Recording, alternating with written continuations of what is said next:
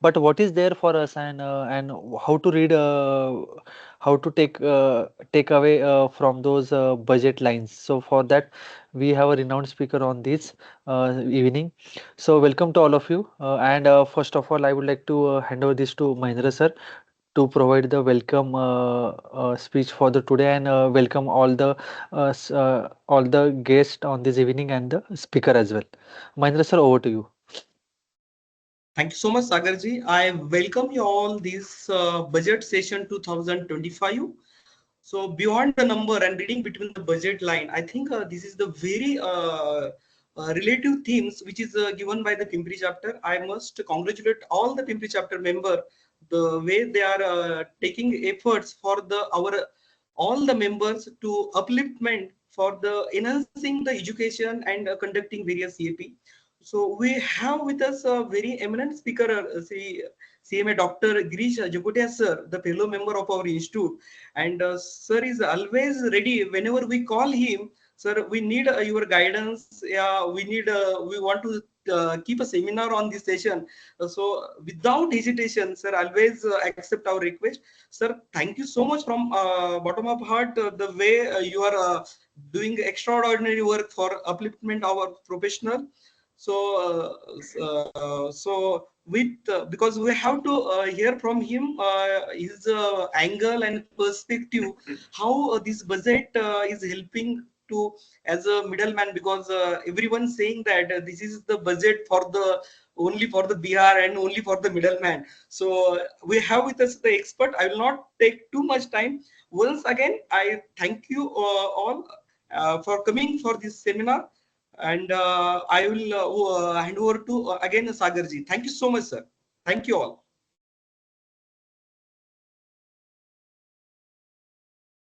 Thank you, Mahendra sir. Mahendra sir is a regional council member of our WRC. So thank you, Mahendra sir, for setting up the tone for the today's webinar. Now, I would like to introduce our chief guest, CMA Dr. Girish Jakotia sir. So it is an honor to introduce CMA Dr. Girish Jakotia sir. He is a distinguished management consultant, academician, and a thought leader with over 4 decades of experience in a corporate finance, economics, strategic management, and the leadership development. Dr. Zakotia sir has made a significant contribution to the academy as a former professor at the Jamnalal Bajaj Institute of Management Studies, University of Mumbai. So basically, Jamnalal Bajaj is the topmost institute in the Maharashtra. It is at rank on number one when we talk about the premier institutes for the MBA. So where in this institute he guided numerous PhD scholars, and his expertise extends to the consulting global corporations and institutions, including Tata Group, Mahindra Group, British Petroleum, NABARD, ICCI, and the Central Bank of Oman. So these are the very big names to whom Girish sir has provided their consultation. Basically, that and which was focusing on the financial control and economic policy, strategic planning, and the performance management. A profile. He is a prolific author. He has penned several influential books, including the strategic financial management, economics of survival, strategic planning, execution, and measurement. His research and publication continue to shape the global economic and business perspectives. CMA Dr. Jakotia sir insight and innovative thinking has earned him prestigious accolades such as All India Best Young Professor of Management Award and the Best Management Teacher Award. As a fellow member of the Institute of Cost Accountants of India and active member of our esteemed professional body, he remains a guiding force in the field of finance, strategy, and leadership. Already, Mahendra sir talked about this. Whenever we call the Girish sir, he always ready to support and to contribute to this profession. So once again, I would like to thank you, CMA Dr. Girish Jakotia sir, for accepting our invite and for being with us for the today's webinar.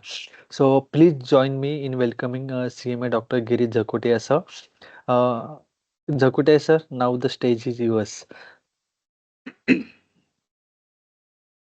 you. Thank you. Am I audible? Am I audible and visible, Sagarji? Yes, sir. Okay. Thank you. Thank you. So, good evening, friends. And I think, although a little more than a month of this new year is over, I still wish you a great year ahead, especially a great financial year ahead after the budget that was, shown to us. I must thank both our young friends, CMA Sagarji and CMA Mahendraji, for initiating today's discussion. Actually, when we talk about a budget, especially the budget of the country, most of us, that too, I would say the salaried class, okay, most of us look at what has happened to our salary taxation, our advantages, subsidies, concessions, etc. And all we know that Madam Finance Minister, she gave a big relief. Okay, no tax for an around an income of 12 lakhs or 12.75, whatever. But this is not enough. We need to look at the budget in the interest of the country, in the interest of the economy of the country, in the interest of our industry, interest of a common man. Okay, and I would say in the interest of all of us. Therefore, we should look at the budget with a 360-degree kind of analysis angle, or I would say a very comprehensive view of it. Friends, we all know that our economy is doing reasonably well. I would say almost for 2 decades now, if you refer to the rate of growth in our GDP year after year. But I make one reference here in the very beginning of my presentation, which is a very important reference. When we look at the concept of a developed economy, say most of the Western economies are developed, and thereafter then we find Japan, China, Russia, South Korea are also developed economies. There can be a lot of debate defining an economy to be developed. But we have an ambition, we have a dream that we too should become a developed economy maybe by the year 2047. That is 100 years from the year of independence. But what the data says today, on an average, the per capita income, okay, in the developed economies, especially I would say USA, is around $12,500. Okay, we call it per capita, that is per person kind of an earning. Whereas our earning is $2,500. So the American earning is 5 times of our per capita income. Now, when we talk about 2047, and imagine even if we take a conservative rate of 2% growth in our population, today we are around 142 crore people, and you add 2% every year, what would be our population in 2047? Of course, if you look at these numbers, then the simple conclusion could be, maybe I would say a simple rate of growth, not a compound rate of growth, a simple rate of growth that would be required is anything between 9 and 10%, 9 and 10% as a rate of growth in our GDP. Friends, 2 years back, I wrote a book, Economics of Survival, for which I studied 14 influential economies worldwide. I am using the word influential and not great. When I say influential, the influence could be good or bad. Okay, like for example, I pick up 4 economies from the Eurozone: England, France, Italy, okay, and Germany. Germany, very influential. And then USA, Canada, China, Russia, Indonesia, India, Saudi Arabia, South Korea, etc., etc. So when I studied them, I found one very important element of economic growth of all of us, that in almost all countries, except some countries called Norway, Sweden, in almost all countries, a common man is not happy. And therefore, my request to all of you, when you listen to me, let us look at the budget, okay, in the context of a very comprehensive growth, comprehensive development of our economy, therefore a very comprehensive development of all of us. Now, you may ask me, how do you define this comprehensive development? Especially when we look at Japan, the economy of Japan, we find even after 2 decades, the Japanese economy is not moving forward, got stagnated. There is a serious stagnation in Japanese economy, although technically its status is a developed economy. Now, in one line, my conclusion, and then I go to the details of our budget. Okay, how do we say that I'm happy, my country is happy, and therefore my economy is doing well? On four parameters. Number one, the economic prosperity of all of us. Now, when I say economic prosperity of all of us, of 142 crore people, around 31% are middle class. Okay, 31%, which may come to around 40 to 43 crore people are middle class, people like us, who pay taxes devotionally, we abide by the rules of the game, we contribute to the economy, but we are around 31% or say 40 to 43 crore. 80 to 82 crore people are either lower middle class or poor. There can be a lot of debate on the definition of poverty, who is a poor family. But then if you ask me, my technical definition of a poor family is a family which gets monthly income less than rupees 30,000, 30, is a poor family. You can go to Google, find out the governmental definitions of poverty in India and elsewhere. Okay, you would simply get surprised. And those definitions are, I would say, really not so rational. So when we talk about economic prosperity, we need to talk about these 80, 85 crore people. Quite a few middle class citizens of this country over a period of time, okay, have gone to the status of lower middle class. Very few have gone, have traveled upward. So, number one, economic prosperity. Number two, an economy that promotes research, scientific research, useful for material advancement, okay, comes under intellectual performance. Okay, so what is there in the budget that supports intellectual performance? Number three, social equity and equality. There is a difference between equity and equality. Okay, equality, equal opportunities to all of us. But when we say equal opportunities, we give an opportunity to a poor guy, not so well educated. He can't avail of that opportunity. He can't jump on that opportunity unless he's well educated, okay, professionally. Friends, let me make a very honest statement. If some of you do not like, please forgive me. My very honest opinion, if you look at the overall curriculum in general of 3 degrees, BA, BCom, and BSc, they are not very market friendly. Okay. So what is taught in our undergraduate courses, of course, with new education policy, we are marching ahead, we are going ahead, and that's a very positive scenario. But yet, in almost 90 to 95% of Indian colleges, the professional rigor in all these three courses, okay, is not amply found. So number two is the rigor of professional expertise. Number three, I said social equity and equality. And number four, most importantly, is happiness. We talk about Bhutan, and we always say that the happiness index of Bhutan is highest. Again, there can be a lot of debate. How do you define happiness? I and also my daughter, we work very closely with the Adivasi tribal groups in and outside Maharashtra for various reasons. So a typical tribal person, family inside a deep jungle may be very happy with limited resources, limited needs, but yet they are very happy.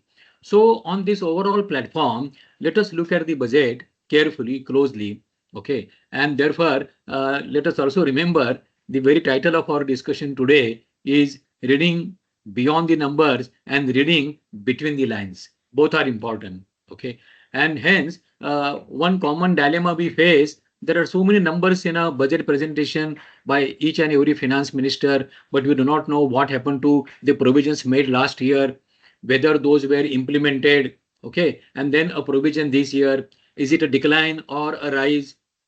And now, very rarely, we refer back to the provisions and the announcements made in the last year and their execution.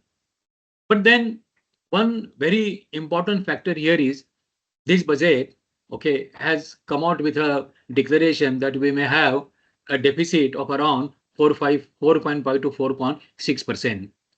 Some of you may wonder, why am I talking about this deficit? Okay, there is a bigger deficit in some of the budgets of the developed economies.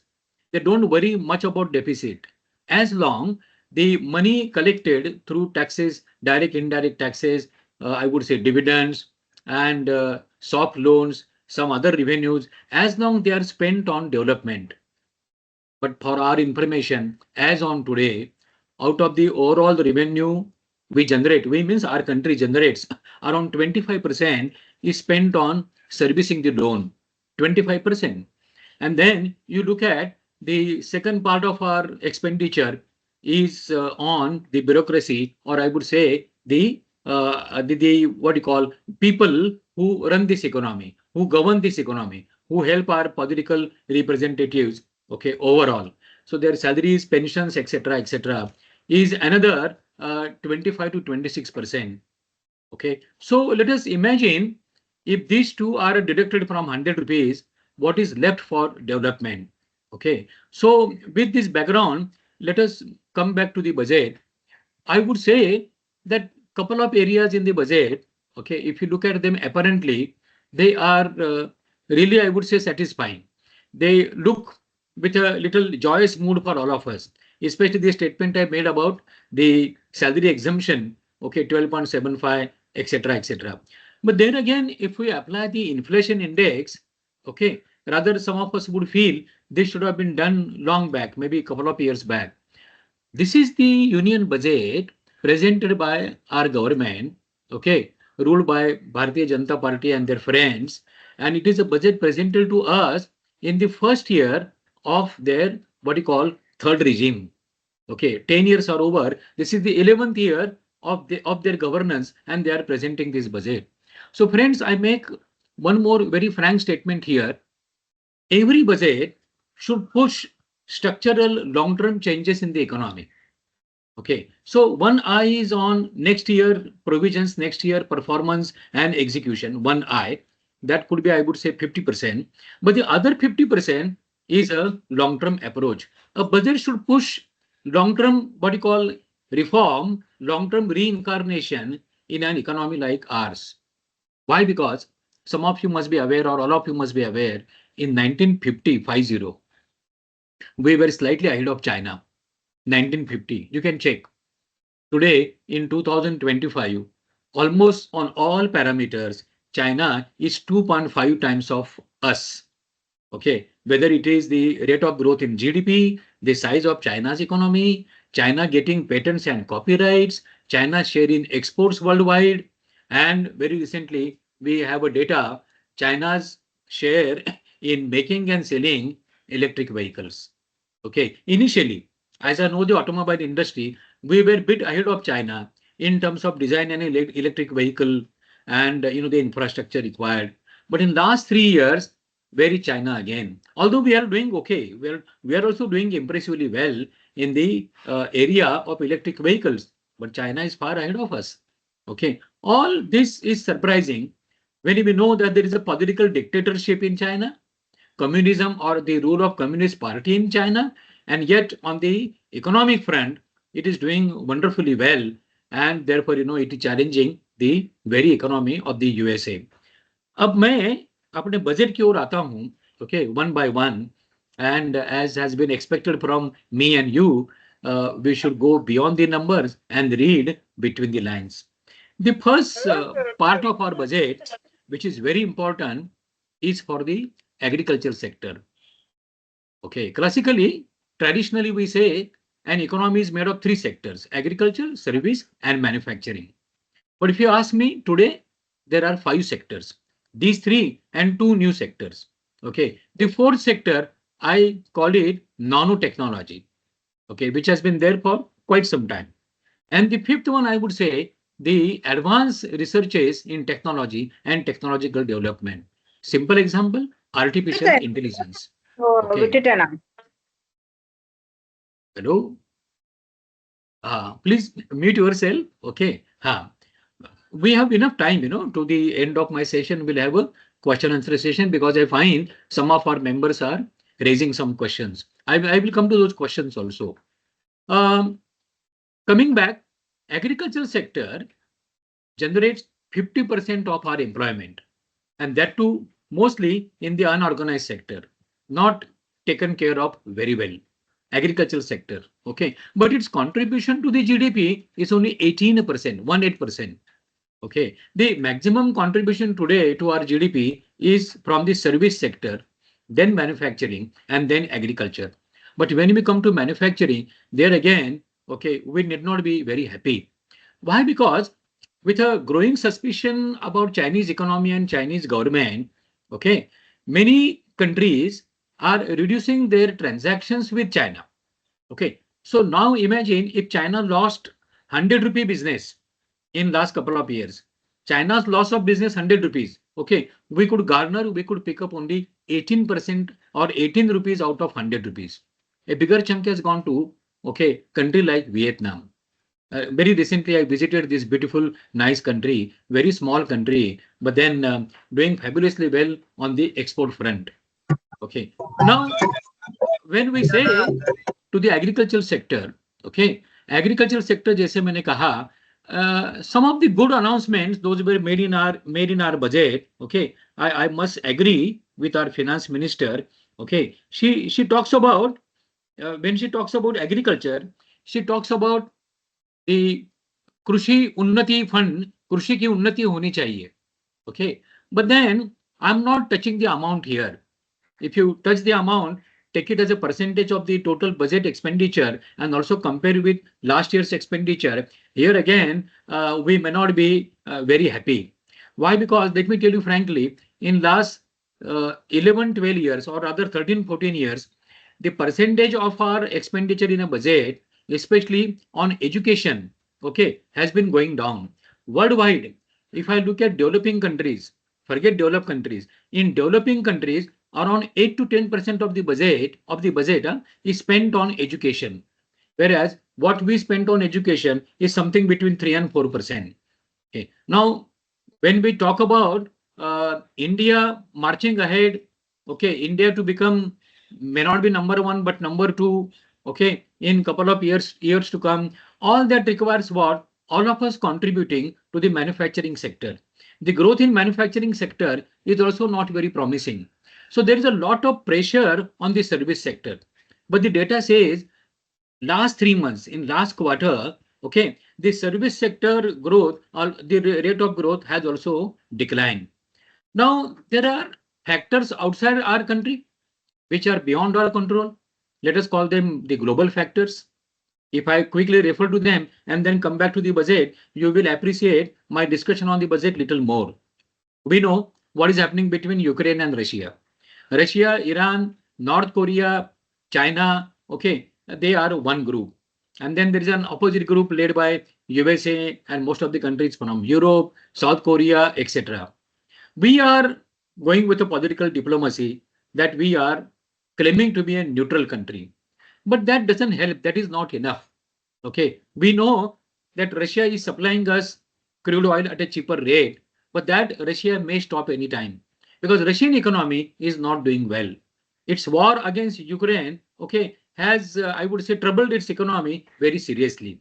And Russia has got a partner in form of China, and they both are working on a barter system. So what may happen to the supplies from Russia to us? We don't know. Okay. Number two, most of our neighboring countries, right from Nepal to Sri Lanka and Bangladesh, and I would say even Pakistan, etc., etc. Okay. We have to look at South Asia very closely because we are a big brother. But there again, there are some diplomatic problems. Yeah. Number three, very, very important. What may happen between Israel and Iraq? Okay. Number three, what may happen close to the South China Sea? Okay. Against countries around that sea. What may happen? Number four, to countries which have been producing, which have been making lot of crude oil. Example, Saudi Arabia, Iraq for that matter, Kuwait, okay, Oman. So all these factors together have contributed to a great amount of uncertainty in global economy. Okay, like we also had the problem of Corona couple of years back, very recently, and that impacted the global supply chain. But global supply chain is also getting impacted by geopolitical issues, political ambitions of some of the countries. Now, in the light of this entire discussion, we have to see that our economy, okay, becomes robust internally. So if your family is internally very solid, there are no disputes within the family, all of us are together, strong, then the family can face any challenges outside because parents, children, spouses, grandchildren, all of us are together. And that is what is more important. And therefore, I made a statement in the beginning. When you look at a budget, okay, 50% execution coming here and 50% a long-term approach. So when I talk about agriculture, what is missing in the budget? All of us know 80% of Indian farmers are small landowners and most of them are poor. They don't even earn an income of 30,000 per month. Now, some of us would say, yeah, but farmers are tax free. There is no tax on their income. But let me tell you, that is about direct tax. What about indirect tax? A poor farmer, I was talking about agriculture. Yeah. Now, what was expected in the budget? 80% of farmers are poor. They are small landowners. Now, unless they come together for cooperative farming, they will not come out of poverty. So I was expecting from this budget, which was presented in the 11th year of our beloved Prime Minister Modi Saab. Okay, 10 years are over. So therefore, their bureaucracy, political understanding is very strong. So I was expecting some structural suggestions, structural what you call provisions in the budget. So we should have invited farmers, their cooperative societies with some nice concessions, guidance, etc., that they should come together, conduct cooperative farming so that their cost of farming would come down. They would apply even technology, machination, their marketing would become easy. Okay, so lot many things are happening for farmers, but what is lacking here is the expenditure support for the big structural change.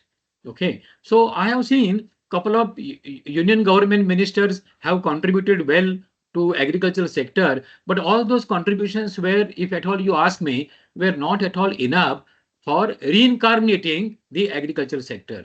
So 50% employment comes from this sector and what we are looking at. I was talking about the taxation of agricultural income.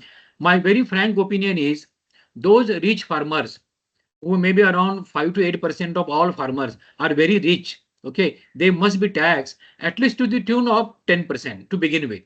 Okay, and that tax revenue should be used within the same sector to boost the farming and the performance of the poor farmers.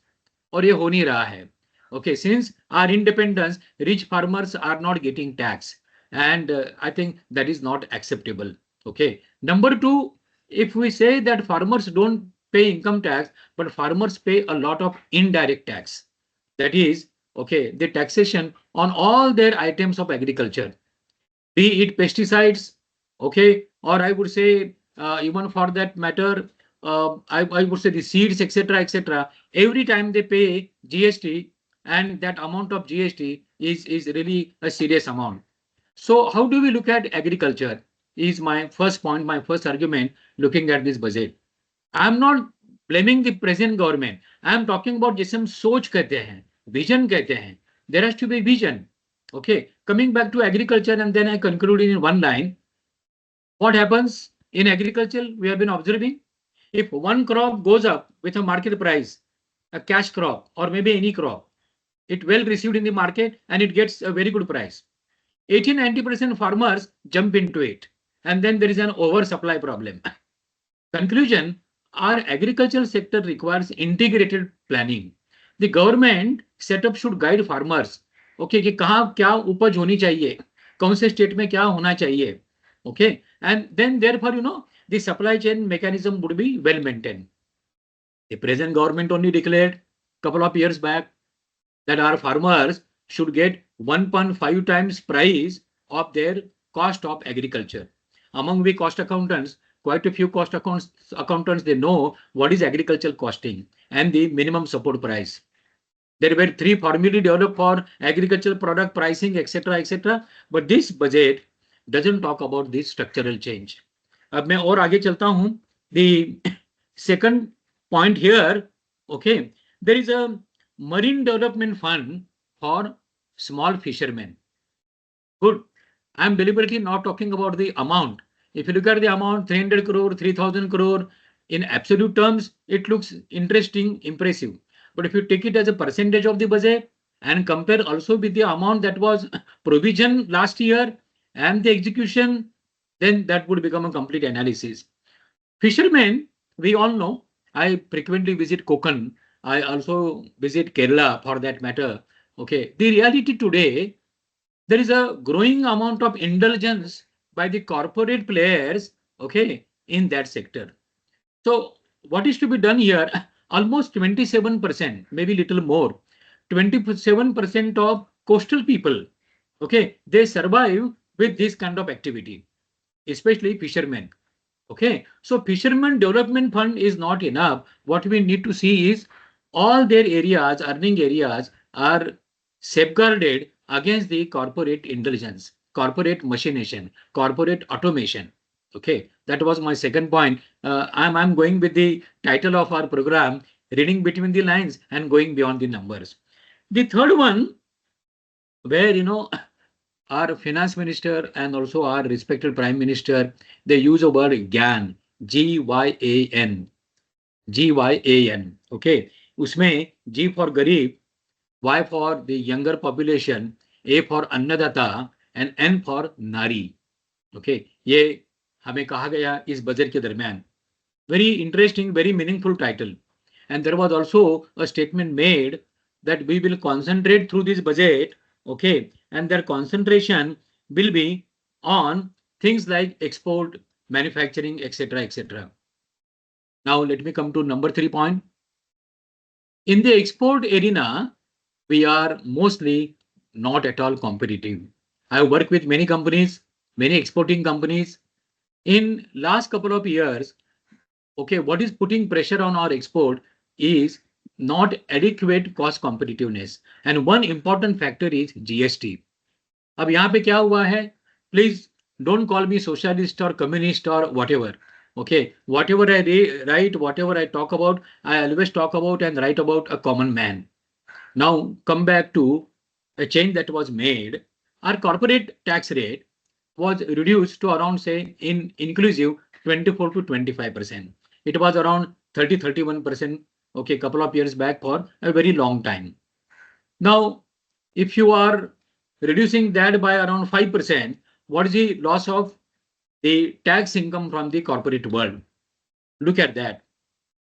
When we say 6, 7, 8% of Indians are into the tax net, but out of those 7%, hardly 3.5 to 4% individuals pay actual real tax. Okay. Now the reduction in corporate taxation has put a pressure on what? Has put a pressure on GST collection, indirect taxation, indirect tax collection. Some of the rates of GST for last so many years, okay, where I would say disproportionately higher. I won't talk about individual GST rates in each industry. But if I compare the GST rates in other developing countries, especially countries from BRICS, Brazil, for that matter, Russia, South Africa, or even the countries from Southeast region like Indonesia, Malaysia, Thailand, okay, our GST rate anomaly, GST rate imbalances must be corrected as early as possible. And naturally, there shall be a growing impact, a growing pressure on direct tax collection from we people. I jokingly make a statement always in all my deliberations. It is the Indian corporate executives, most of you cost accountants who are working in the corporate world are the holy cows, and you are milked again and again and again by each and every government, be it Congress government or BJP government. आप सारे बहुत honest tax payer होते हो और इसलिए सारे tax concession के दरवाजे बंद कर दिए. And therefore, when we look at this year's budget with the 12.75 lakh rupees kind of exemption, it really looks very attractive. It is. But then हम उसकी बात में करेंगे. Okay, where we will apply couple of other parameters also. Now, I proceed further. We talk about Rojgar, unemployment. There was a question that was raised here. Skill development. The skill development is a big challenge for us. The rate of unemployment, especially in the unorganized sector, is growing. Okay, even partial employment or somebody working for 6 months a year also comes back to what definition of unemployment. Number one. Number two, what is their earning? Economic data says published by Government of India, okay, in the unorganized sector, monthly income average across India is only rupees 12,000. You divide by 30 days, it comes to around 400 rupees per day. Now imagine for a family of at least four, I am not considering with a Western definition grandparents. Even if I take parents and two children for four people, 400 rupees per day, definitely not at all enough.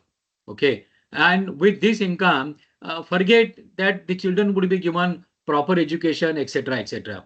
मैं वहां पर आता हूं तो हमारा अगला मुद्दा जो है, a good amount of provisioning was done for MSME.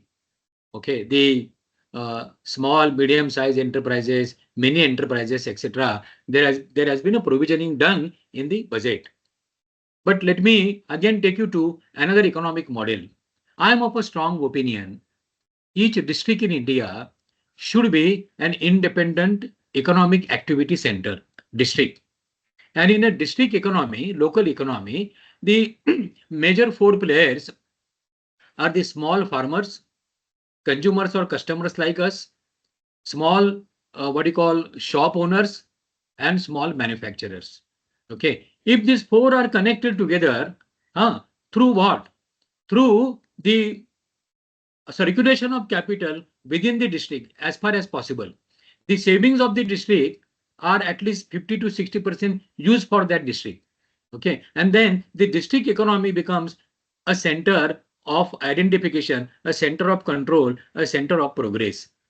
We have Jilla Parishad with the same concept. But then can we see that each district has got a performance index, and based on the performance index, the district could be further promoted. Example, you take Surat for their comparison. From Maharashtra, you take Pune for their comparison. But when I look at Maharashtra and I look at four cities of Maharashtra, that is Mumbai, Aurangabad, Pune, okay, Mumbai, Aurangabad, Pune, and Nasik. If you look at these four, there is a terrible growth in this small square. But the square is not growing down. What we find here is a good amount of swelling. Most of you are from, or all of you are from Pune and Chinchwad and Pimpri.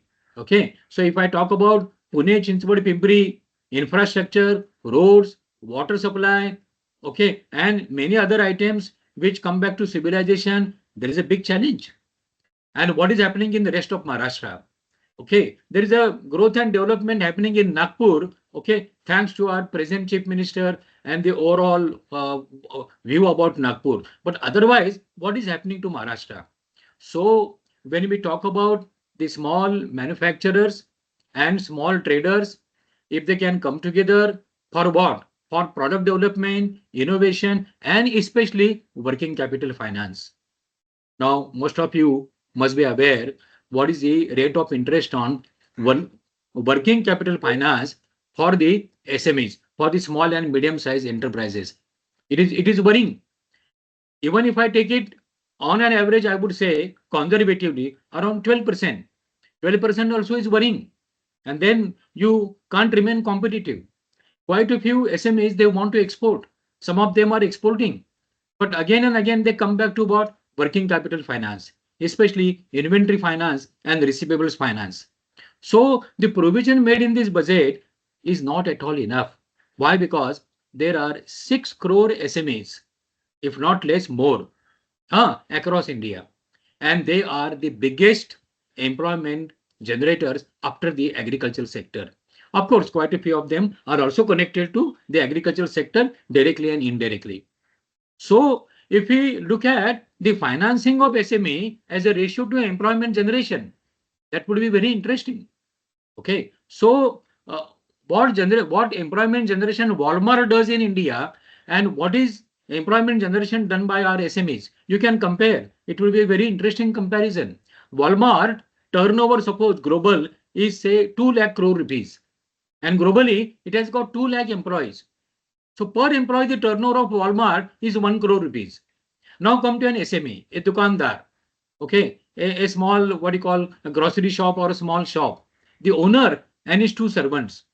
Three families survive with an annual turnover, if I say, of around 25 to 30 lakh rupees. Reality, say 25 lakh. Three families. Okay. Now in 1 crore, 3 into 4, the generation of employment, 12 employees or 12 generation versus one generation done by Walmart. Because Walmart believes in machination, automation, etc. etc. So our economy is very different. Our economy demands what? At district level, these four elements, okay, as far as possible, should work together and see that the district comes up. Like Coimbatore from South, I visit Coimbatore from Tamil Nadu. Where was Coimbatore around 20 years back? And where is Coimbatore today? Okay, fantastic growth. Yeah, I'm taking only an example of Coimbatore. The second example could be from Andhra Pradesh, and that is of Vizag, Visakhapatnam. Where is this district today? Good, doing well. A coastal city, really doing well. The third example I take from Rajasthan, the capital city of Rajasthan, that is Jaipur, doing well. The fourth city I take from Madhya Pradesh is Indore, not Bhopal. Bhopal is the capital city. I look at Indore, doing well. So there are such examples which are model cities and model districts. Okay, what is happening there? Most importantly, an economic activity. जब मैं मध्य प्रदेश को जाता हूं, मैं देखता हूं कि इंदौर एक बहुत चुलबुला शहर है compare to Bhopal, compare to I would say Gwalior और फॉर दैट मैटर उज्जैन. हाँ, Indore, right? And then you look at Maharashtra today. Nasik has been doing well, but last couple of years, Nasik also is getting stagnated. Okay. Therefore, the point here is how do we look at the economic progress index of every district, therefore state, and therefore the country. And now let me make one more statement here without any political prejudice. I don't belong to any prejudice. Okay. What is happening now? Most of the South Indian states, including Maharashtra and South Gujarat, on the economic front are doing very well. Population control, reasonably good. Okay. But then a lot of work has to be done in the North Indian states, right from South West Bengal, Bihar, Uttar Pradesh, Rajasthan, Haryana, Uttaranchal, etc., etc. That entire horizontal belt or most of the parameters of progress, जिसे हम विकास कहते हैं, are not doing well. There are some islands of progress. Okay, like an area close to Delhi, area close to Lucknow, area close to Patna. But those are some small islands. The overall belt requires a lot of economic progression. And therefore, we have to look at the budget, okay, with that kind of a reference or that context. अब हम और आगे चलते हैं. Okay. गरीबों के लिए, कर्मचारियों के लिए medical provisioning has been done in this budget. Okay. But then I don't discuss this further because we made enough reference here. What about the definition of salary, definition of poverty, especially from the unorganized sector? Okay. Are they getting retirement benefits? Quite a few of them don't even get provident fund. Forget other retirement benefits. So a lot of work has to be done there. What the government should have done here? The government should have gone for a combination, innovative combination. See, we all management accountants are known for thinking innovatively in strategic management accounting club with managerial economics. So what the government should have done? The government should have gone for holistic accounting. Holistic accounting. Instead of giving 25% rate of income tax applying to all corporates, the government should have given tax concession to those companies on the parameters employment generation, environment protection, creating substitute for imports, okay, contributing well to the GDP. You define some 5-6 parameters, and then selectively there could be a slab kind of a thing in corporate taxation also, not a flat rate. Why? Because we need this. We need employment generation. We need environment protection. We need substitutes for. We need substitute. I am audible, no? Somebody said I am not audible. Hello? If Yes, somebody sir. Sir, you are audible. You can go ahead. Okay. Because someone. Acha. So the point here is we have to look at the corporate taxation Okay, with a viewpoint of what? With a viewpoint of these 4 or 5 parameters. Now there is a very gross what you call expectation that if at all we need to go from 3.5 trillion economy to a size of 15-20 trillion economy, year after year, there is a very conservative guess. We need to create 76 lakh jobs. 76 lakhs. I would say it may be more than a crore. Okay. And therefore, we have to work very closely on the manufacturing sector. Okay. In the manufacturing sector, we need to look at couple of sectors which are generating great amount of employment. One is automobile. Second is textile. Third is agro-based industry. Okay, agro-based industry. Yeah. And then fourth, of course, in the manufacturing setup is electric and electronic. Okay. Lesser we depend on China, better it would be. जैसे मैंने शुरुआत में कहा, the loss of business for China of 100 rupees and we could pick up only 18 rupees. Why? Because we are not doing well in the manufacturing sector. Now, there again, we need to look at not only direct taxes, we also need to look at indirect taxes. We have to also look at what? Manufacturing companies who can create, who can nurture substitutes for imports are great companies. Okay. And there are quite a few examples, but they are not promoted well. So either you export a lot, earn dollars for us so that the rupee depreciation, is restricted somewhere. The rupee is depreciating so much. There is no one reason that you can attribute to the rupee depreciation. There are many such reasons. अब हम और आगे चलते हैं.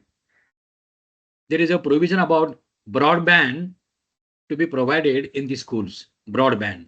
Good, very good. Okay. But then, as I made a statement in the beginning, this budget should have looked at what? Structural changes. What do we find today? This is my very frank opinion. Education, especially school education, is becoming expensive year after year. Okay. I have seen quite a few economies, countries, where government-run schools, public schools, they offer very good quality of education at an affordable price. That is how you then work on what? You work on tomorrow's employees, tomorrow's skillful employees.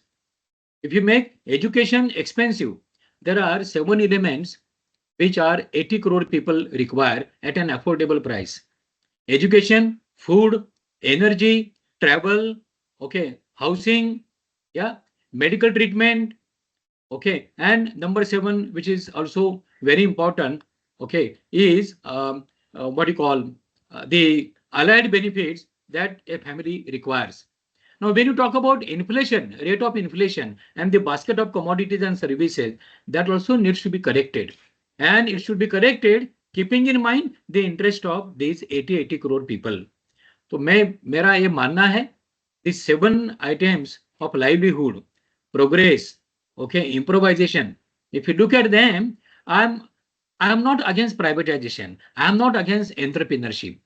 Okay, if I make a statement here, there are many industrial houses, okay, who are working in the interest of common people, but that is not enough. These 7 will have to be regulated for the price and quality, affordable, available, okay, to a common man. But there again, we should have gone for 6 to 7% of the budget as an expenditure on education, especially primary and secondary school education. If you look at the new education policy, आप देखिए, after this budget discussion is done, look at new education policy. It's very comprehensive. It says a very versatile growth of a child. And therefore it talks about many allied and supportive subjects. अब सारा का सारा ये देना है, कौन देगा? Okay, private educationists, industrial groups or corporates who are into private education, they have the first eye on their ROI, return on investment. Okay, I don't blame them because they look at everything as a business. Okay, they are there to make profit, surplus, ROI. Okay, what about the skill development kind of initiation? And that requires a huge amount of spending, and that we don't see in this budget. Okay, so broadband to आपने स्कूलों में दे दिया, right? That is a move in a right direction. I agree. Okay, what is the teacher-student ratio in our schools? Okay, there was a survey done of Maharashtra. If some of you want, I can even WhatsApp you later. Recent survey मैंने परसों देखा है. Maharashtra's education, and that survey says the children in our schools, okay, some child in 8th standard, his mathematics of 2nd standard is poor. His reading skill, even Marathi reading, is not great, is not good. यानी देखिए हमें कितना काम करना है इस क्षेत्र में, so that we can say that we are working on the next generation. We always claim that 60-62% of our population are youngsters, but that also, if that is an opportunity, that is also a challenge. इन सबको education देना है और फिर बाद में jobs देने हैं. Okay, so this budget I found not working in that direction. आगे का, ओके, आगे का देखिए, there is an urban fund that is of rupees 1 lakh crore. If you look at 1 lakh crore is a big amount, agreed. Okay, urbanization fund हमने बनाया है. But there are two things here. I am from Mumbai. What is happening to Mumbai today? Day by day, week by week, month by month, Mumbai is deteriorating. Number two, what has happened to the smart cities? Now we are all management accountants. Okay, is a management audit, technology audit, economic audit, strategy audit of the smart cities done? No. Is that data out? No. यानी मुद्दा क्या आता है? We are talking about urbanization fund. Okay, such a big fund, 1 lakh crore rupees. Okay, इसका output ratio क्या होगा? इसमें क्या क्या आता है? कैसे इसका खर्चा होगा? I am not talking and commenting on the bureaucracy here. Although quite a few years back, maybe I would say more than a decade back, I was on a consulting assignment for the World Bank, and therefore I work for, on behalf of World Bank, I work for the budgetary control system for West Bengal, Assam, and couple of states from that zone, eastern zone. And I can make a very frank statement here that even our bureaucracy, the senior executives, top executives in the bureaucracy, they are to be trained, they are to be educated about what a common man's needs. Although they are aware, but they are to be educated about the budgetary exercise. Late Mr. Shankarrao Chauhan was the chief minister of Maharashtra quite a few years back, and he introduced an American concept called zero-based budgeting. There was a book authored by Peter Peer, an American, with the title Zero-Based Budgeting, and he wanted to introduce it with the meaning zero bias budgeting, no biases. Because typically, couple of years back, a government budget was designed based on what, how much was spent against the budget last year. उसमें 10% add कर दो और वो budget बन गया. Okay, you need to go to zero level. Assess your policy strategies, expenses of last year. Review them. Okay, audit them, vouch them, and then prepare a budget for the next year. That was not happening. Okay, later on, of course, zero-based budgeting, ZBB was also terminated. There was no good response from the employees from bureaucracy. मैं क्यों बता रहा हूँ आपको? Bureaucracy is very important. Politicians come and go. Ultimately, practically, okay, who looks after the governance? State governance, central governance is the bureaucracy, and a lot of education is required there. A lot of awareness is required there, and I make a statement: a lot of compulsion is required there. Compulsion के बजाय होगा नहीं. Sorry if I'm using this language. अब हम और आगे चलते हैं. We all saw in the budget, okay, the mobile phones and electric vehicles advantage in the budget, okay, price wise. But what about the costing of the services which I need to use a mobile? Number one. Number two, what about the electric stations which are required to run an electric vehicle? If you talk to people from electric vehicle manufacturing, their biggest challenge today, we will overcome it. But how soon? Okay. And then if I use a word, there is a corporate lobby, okay, that provides the traditional energy, traditional fuel. I'm not taking any names here. Okay. What would happen to their business? A common man would say, why should I worry about them? But they also contribute to the economy. They create, they generate employment. They offer a lot amount of GST to the government. So a trade-off between classical fuel, traditional fuel, and the new fuel, the new energy. Okay, I do not find any clear declaration, clear presentation by our government. कि हम इस पे कैसे करेंगे? We claim that by 2030, most of our vehicles should be electric vehicles. Very good. There again, as I said, China is much ahead of us. Okay, so when it comes to EV, a lot of infrastructure is required, and there what we are lacking. तो mobile phone और electric vehicles के बारे में हमने देखा budget में, it was interesting, but then it was, I would say, not so enough. और आगे चलते हैं. World wide there is a concept call national champion risk. National champion risk.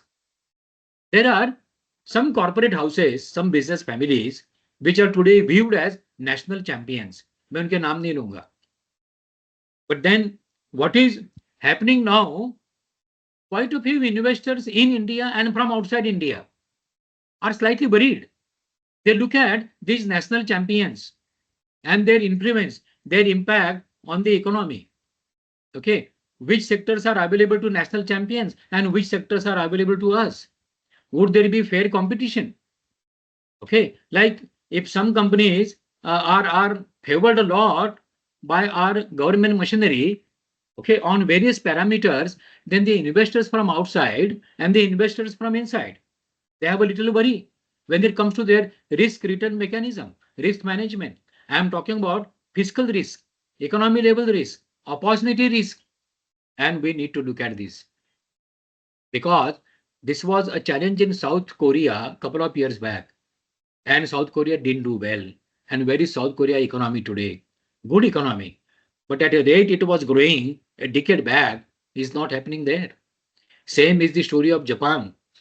Same is the story of most of the economies from the Eurozone, except Germany. So in here, especially if I talk about German economy, in German economy, the manufacturing sector, 50% is supported by German SMEs. I visited this nice economic country a couple of times and I found the amount of care that the government takes for SMEs is phenomenal, great, unbelievable. Okay. यानी होता क्या है कि when other economies are not doing well from the Eurozone, Germany is doing reasonably well. Although Germany is facing the problem of fuel supplies from Russia, okay, especially gas supplies. And the foremost problem was in German economy. But because the economy is robust, okay, and it has got a support, 50% support from SMEs, the economy is doing reasonably well. There are problems, but the economy would overcome. Okay, so the point here is when we strengthen our internal variables and factors, okay, they all together boost the GDP. मैं वापिस आपको याद दिलाता हूँ, some of us might have joined us late.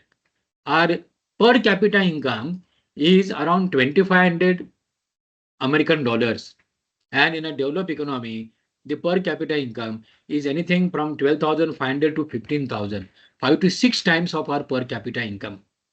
And by 2047, we want to be a developed economy. How we are going to be a developed economy with so many, what you call, strategic lacuna in our economic model. अब हम और आगे चलते हैं. So the national champion theory, please look at it without any political ideology. Look at it from the point of view of a common man. And we are all working in the industry. Quite a few of us are practicing cost accountants. Quite a few of us maybe in academics also. So if you look at this issue closely, okay, in the interest of a common man and therefore the economy, तो हमारा assessment और अच्छा होगा. I now proceed further. Medical seats have been announced. This government said 10,000 medical seats हम create करेंगे. Good. But again, two issues here. What about the cost of medical education? Cost of medical education. And MBBS is not enough. Okay, the guy has to do MD or MS. I know quite a few of them in my close relations and my friends. Naturally, if they spend so much of their energy, time, life, cost, what they expect from the society when they become a doctor? And what are the opportunities available to them? I can tell you, this budget has spoken about medical tourism. I fully appreciate it. But what about the infrastructure? Okay, if at all I make a statement, in developed countries like USA, Canada, for that matter, many European countries or even Singapore, okay, the local doctors and their ratio to local population is not very impressive. In a country like USA, you getting a medical treatment, entry to a hospital is not that easy. हम India में doctor को बुला लेते हैं, किसी भी hospital में चले जाते हैं. Okay, we have a pool of thousands of intelligent doctors, but what about their workload, opportunities, their salaries, etc., etc. I belong to my native place in South Maharashtra called Solapur. Some of you may be from Solapur. Solapur has almost replaced Mirrors. Yesterday, Mirrors was known for medical treatment. It was a medical treatment hub. My city, Solapur, has become a medical treatment hub today. My friends from Solapur, they tell me around 3,000 small, medium, big hospitals are there in Solapur.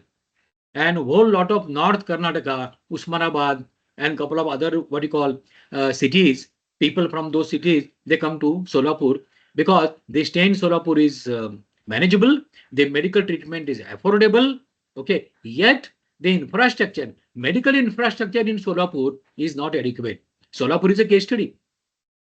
So when we talk about medical tourism, medical seats, I can share with you average cost of a medical seat in a private university. I don't take name. Okay, all expenses together, a 4.5 year course goes close to 1 crore rupees, 100 lakh rupees. तो आपको government college में MBBS की admission मिलती नहीं है, आप private में जाइए. ओके, यानी पिता को अपना सारा प्रोविडेंट फंड, सेविंग बेविंग, घर का सोना चांदी सब डाल के उसे डॉक्टर करना है. So naturally, a child becoming a doctor, what would be his or her expectation from the medical profession? Okay, and I have also made a statement in my other lectures on this year's budget. What about medical insurance and its unethical use by quite a few hospitals and also doctors?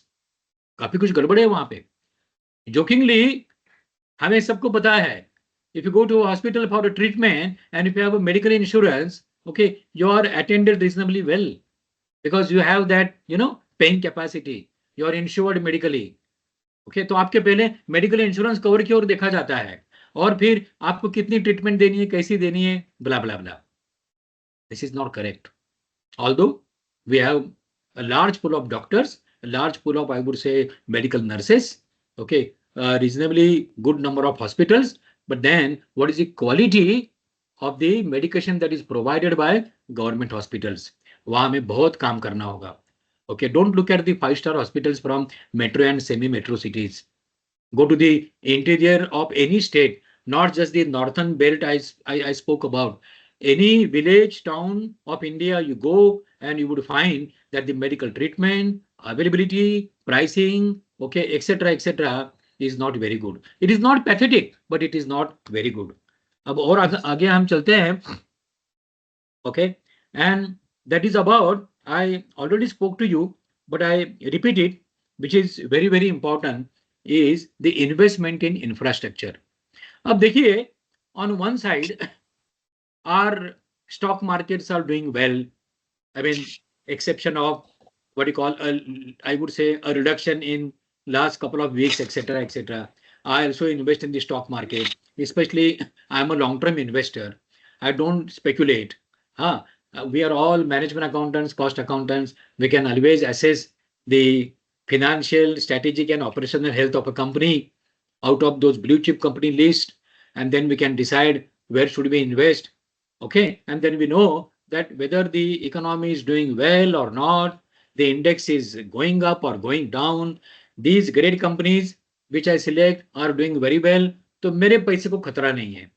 5-6 साल में, okay, if the price of the share appreciates to say from 100 to 200, I am getting 16 to 20% appreciation per annum.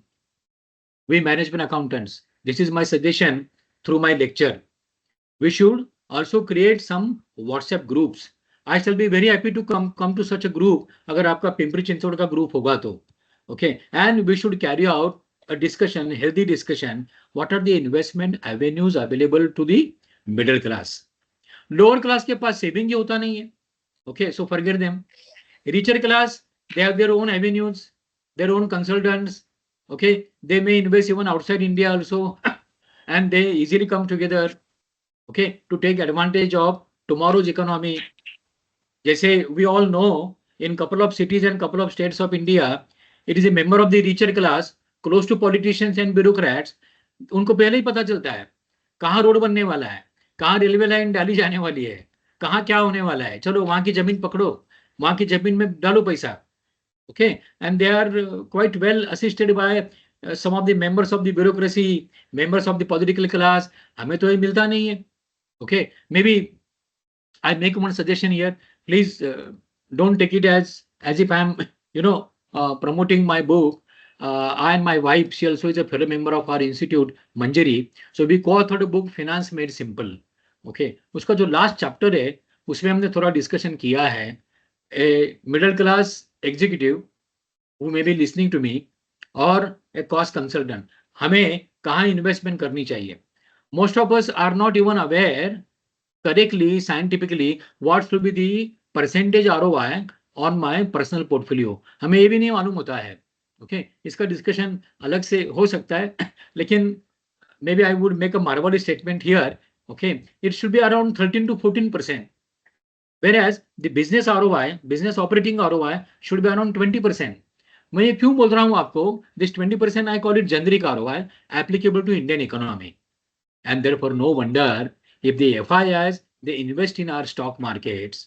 Okay, in my opinion, even the CFO of National Stock Exchange is a close friend of mine. हम हमेशा चर्चा करते हैं. Most of the stocks, most of the shares in both the stock markets, okay, are overvalued. Look at our PE ratio, price earning ratio, okay, and compared with the gigantic sizes of the markets from US, for that matter, even China, for that matter, couple of European markets, okay, हमारा PE ratio ये क्या दिखाता है? ये सूजन दिखाता है, swelling दिखाता है. And therefore, a lot of money is coming to the stock market, chasing a few shares and few stocks. Now, how many of us chase those few stocks? How many stocks are available? What is the quantum of stocks available at the stock market? And therefore, if you talk to any economist worldwide, he would make one common statement that the increase in the stock market index, okay, the growth in the stock market cannot be, need not be, should not be a great parameter defining the growth in our economy. Agreed. Quite a few of us, the number of investors from the middle class, higher middle class has come to the stock market. But we have come to the stock market out of compulsion. Interest rate on bank FDs कितना मिलता है? Okay, no discussion required. We invest in gold and silver. Gold has appreciated well in last 4 or 5 years. But then it is a metal. It is not that productive. And then quite a few of us do not understand mutual funds and stock markets. So where to invest? Therefore, this budget, each year I make this statement. This budget should have come out with some innovative suggestions of investment avenues, bonds, okay, made available to middle class investors. If you ask me, if government of India says the rate of inflation, retail, maybe I would say consumer price index, etc., around 6%. My practical experience, we should add 3% to it as a thumb rule. So if the government declared rate of inflation is 6%, the rate applicable to you and me is around 9%. And therefore, I made a statement that the average rate of ROI on my total portfolio, personal portfolio, should be around 13%. Because it takes care of inflation, it takes care of my real income, consumable income, and it should also take care of a bit, okay, the fund to be reinvested back to my corpus. Because the financial assets with their nominal value are getting eroded in their value against the rate of inflation. Simple example, my fixed deposit in a bank, 100 rupees today, can buy, suppose example, 100 bananas. After a year, with 100 rupees, I will be able to buy only 90 bananas or only 91 bananas. So the purchasing power is eroding. How do I take care of that? And therefore, when you talk about an SIP, I am normally talk about what? A well-designed corpus. And we management accountants can do that. But there, what is lacking in this budget are some innovative instruments made available to us. Now, one suggestion, one example, I go back to my discussion half an hour before. A district. At a district level, okay, whatever is suitable for the district economy, if some bonds are designed there, if not a district, a region.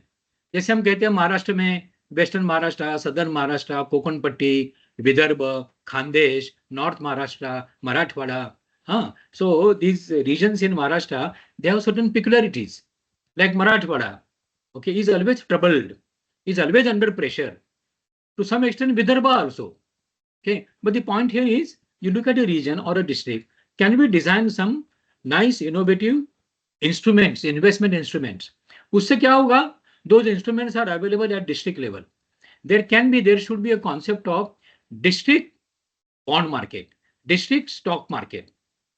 National Stock Exchange है, Bombay Stock Exchange है, but every district can there be, you call it stock market, bond market, or you call it a district investment center.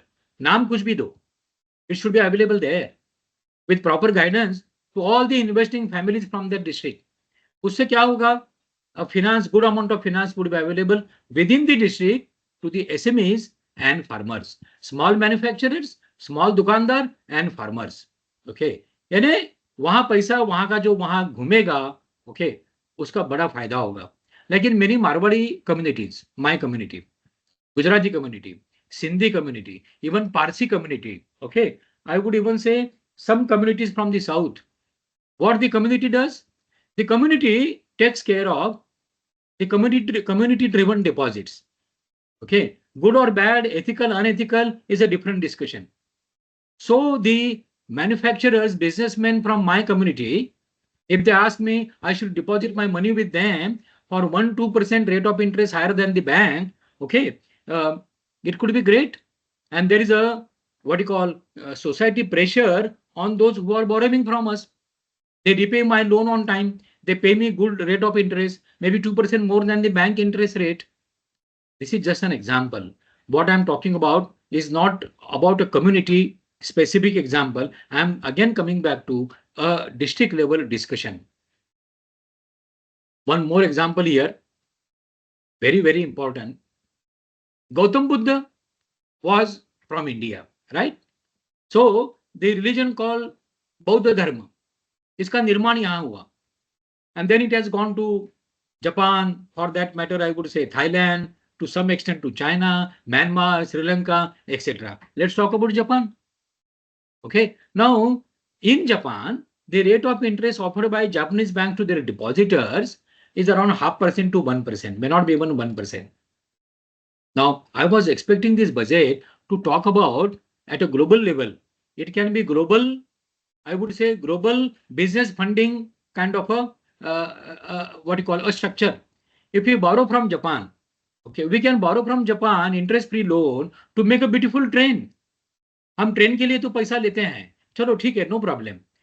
But what about we using Japanese funds, okay, through a collective structure where couple of our very good banks, like some of our nationalized banks are very good. State Bank of India, Allahabad Bank, Punjab National Bank, Bank of Baroda. These banks are good, robust. Their size is very good. Then some banks from the private sector, some banks from the cooperative sector, they can get the Japanese fund, okay. And जैसे मैंने कहा, district level concept. At district level, the funding need is assessed well.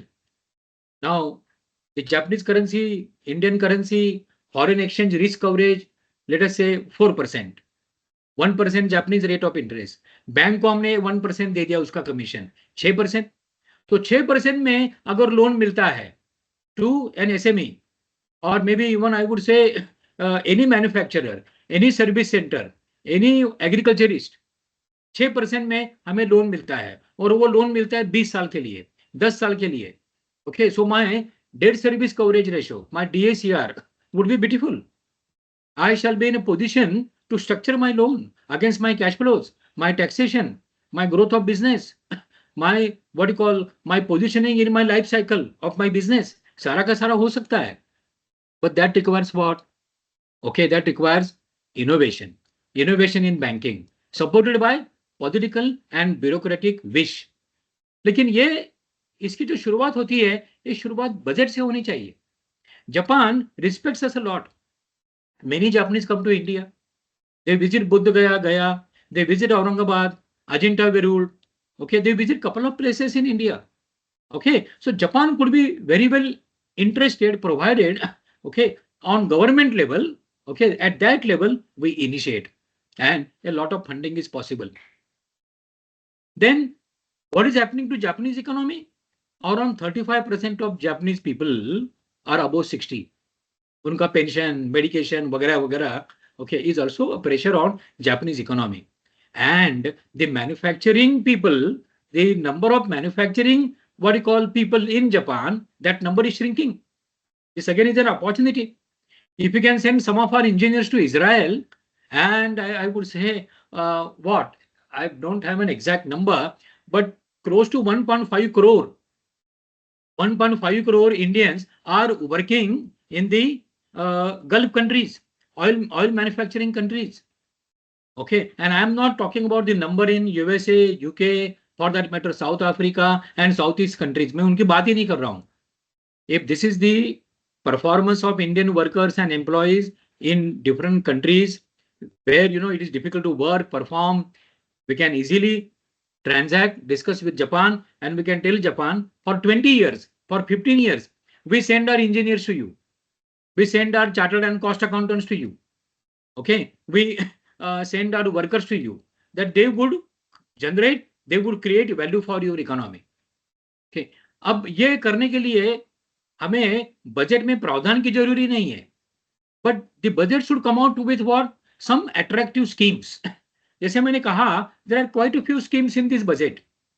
Okay, and then madam finance minister she ended with that big scheme for the salary class. मैं बार बार उसको दोहराना नहीं चाहूंगा. These big ticket reforms are needed for economy. Big ticket reforms. Okay, and therefore, when we say that the three waves, they are always discussing economic sciences, in economics, three waves. The first was agriculture, the second was manufacturing, the third is service. I do not fully agree with this discussion.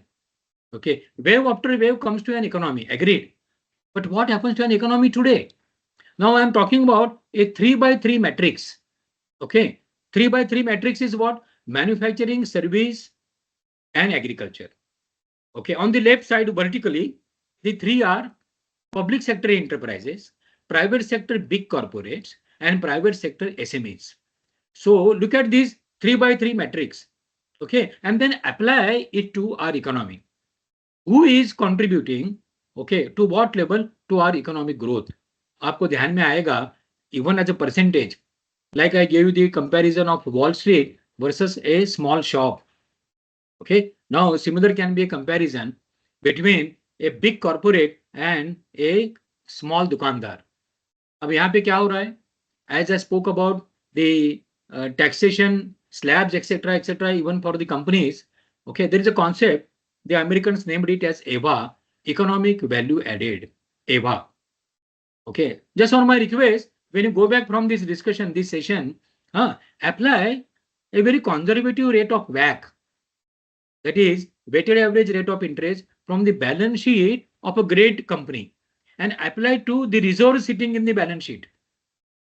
Reserves are free, but if you apply this WACC rate to the reserves and then calculate, okay, the profit generated after this cost of capital, I can tell you, I have done this for couple of promising great companies. EVA shall be negative. What does it mean? What is their utilization efficiency of the capital available to them? EVA could be one good parameter. Okay, this comes back to what? This comes back to tax concessions. Therefore, holistic accounting, integrated accounting.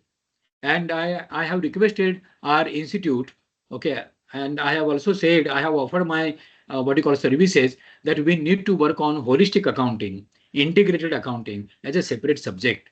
And that is very much required. When we look at a budget, we try to assess a budget in the interest of the country and in the interest of a common man. अब हम और आगे चलते हैं, क्योंकि 7:30 हो गया है, and I want, okay, some good amount of time for answering your queries, your arguments, and couple of other things. There has been a discussion about what? About global wage concept. Global wage concept. Quite a few countries have gone for this. What does it mean?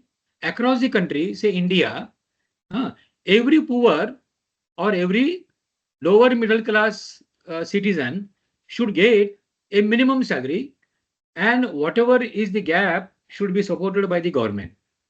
Some of you may be aware, during Corona, American government, USA, it gave $1,000 per month kind of a support to quite a few American families.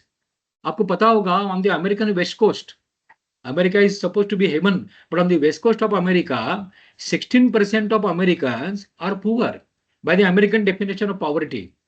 So in an American poverty, own house, one fridge, and one small car is already there. But that is American poverty. You can't apply that to India. Okay. Even after purchasing power parity theory, if you apply to dollar and rupee, उसके बाद भी वहाँ की poverty अलग है. But 16% Americans are poor. Okay. And around 29 to 30% Americans, they belong to lower middle class by American definitions. So these 16 plus 30, around 46% Americans are not happy with today's American growth, American development. Therefore, during Corona, their government, in economics, we call this quantitative easing, QE. Okay. And to some extent, I'm told even the American government printed additional currency for that matter. Now, in economics, this is called fiscal policy. Okay. Under the fiscal policy, the government decided this aid to each and every family. Then the monetary policy was print extra currency. Now, printing extra currency, how much currency should be there in an economy where 142 crore people, blah, blah, blah, is a very pure economic discussion. मैं उसमें जाऊंगा नहीं. But what is important here is, to some extent, we working on quantitative easing. Okay, QE. And we should see that at least number one, those 7 elements of what you call basic needs are available to 80 crore people at an affordable price.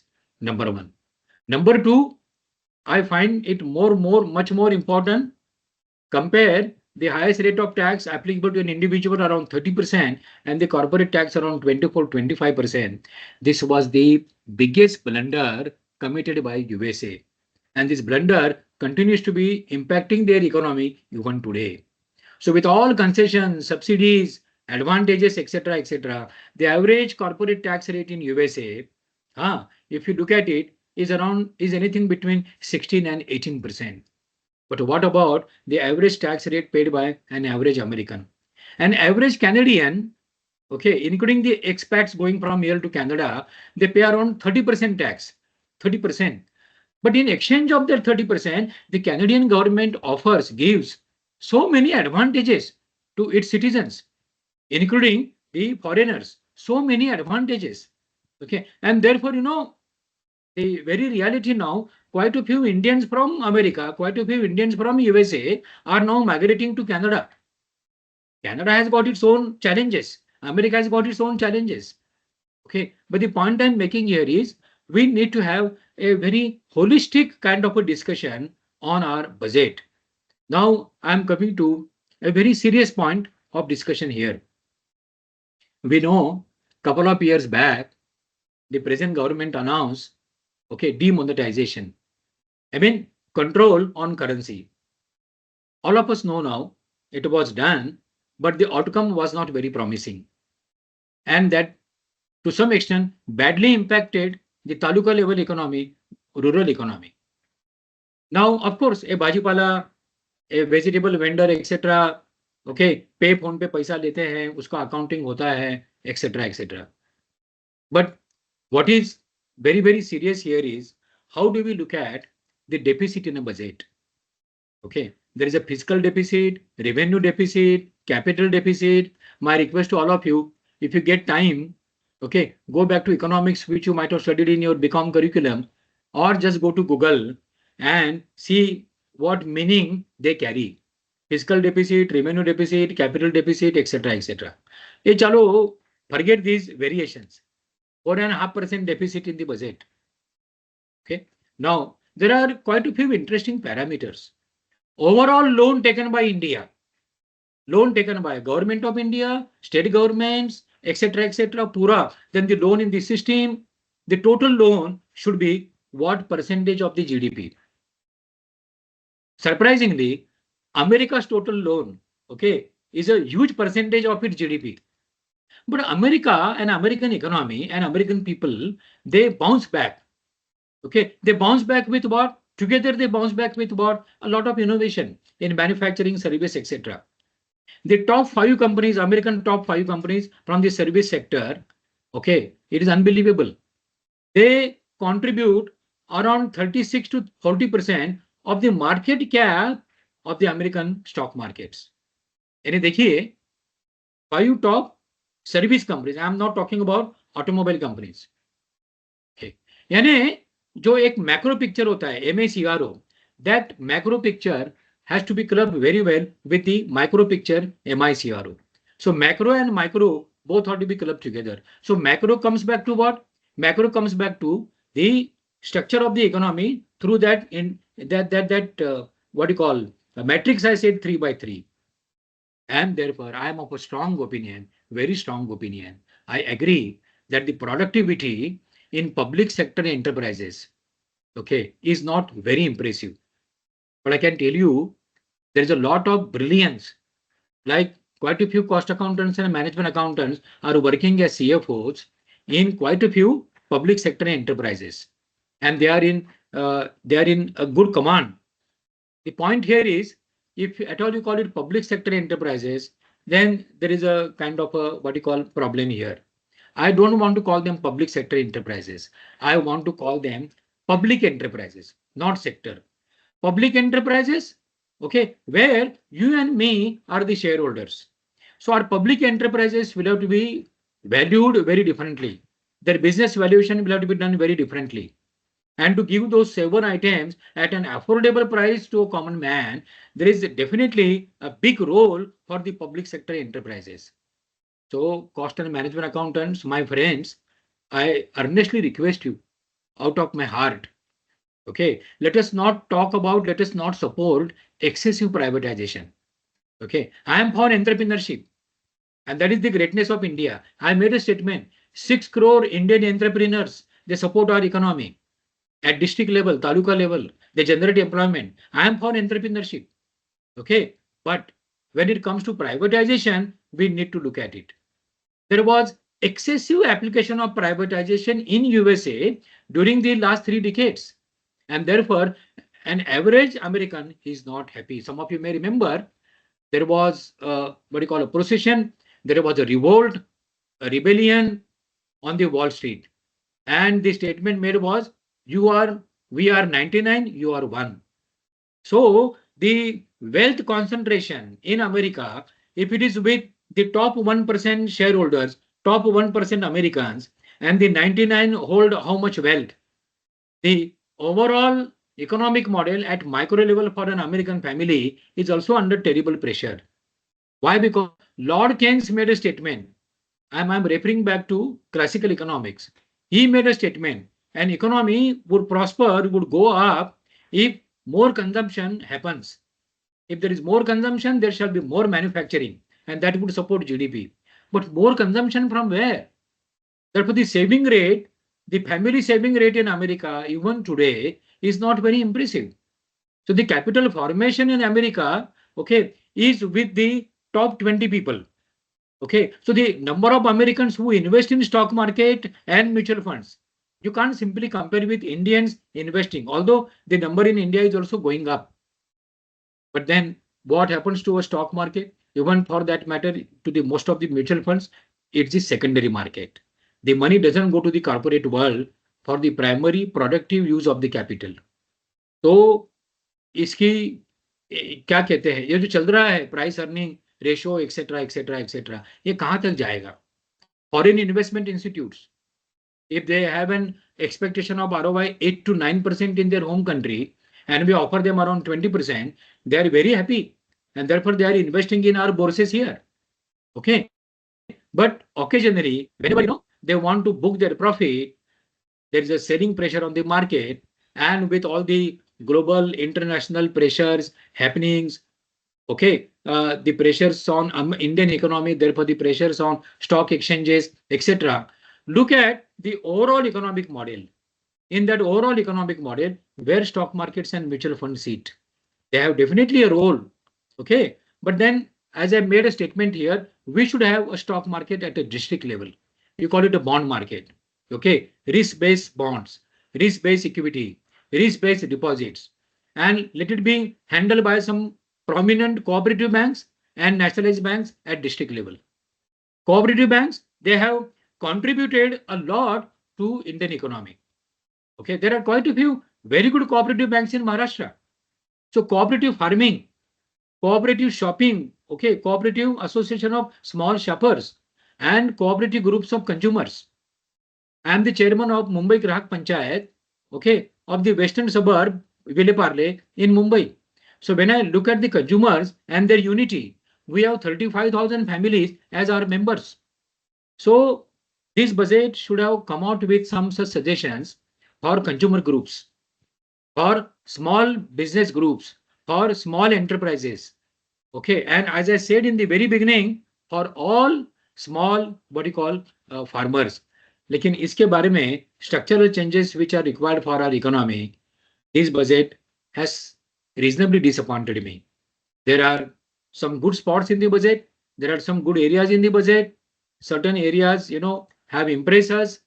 But then when we look at the long-term impact of the budget on promoting the economy in the interest of a common man, I was expecting much more. For a political reason, this was the 11th year.